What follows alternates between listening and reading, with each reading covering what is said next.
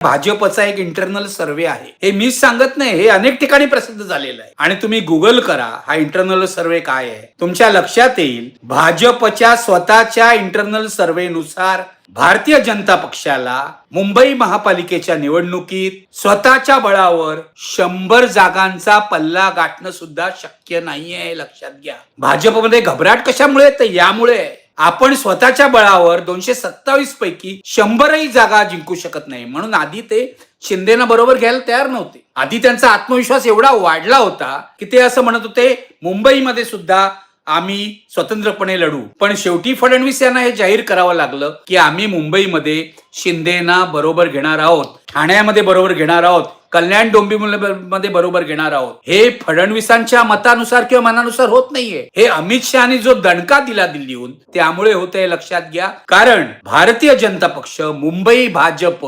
स्वतःच्या बळावर मुंबई जिंकू शकेल असा विश्वास अमित शहा आणि नरेंद्र मोदींना सुद्धा वाटत नाहीये. म्हणून आता शिंदेना बरोबर घ्यायची वेळ आलेली आहे. अंतर्गत सर्व्हे जर असं सांगतोय की भाजपला स्वतःच्या बळावर 100 सुद्धा जागा मिळणार नाही, तर 100 हा आकडा जरा फुगून सांगितलाय अंतर्गत सर्व्हे मध्ये, असं तुम्ही गृहीत धरा. 70 ते 80चाच आकडा खरा आहे. आणि नेमक्या एवढ्याच जागा 2017 साली भाजपला मिळाल्या होत्या.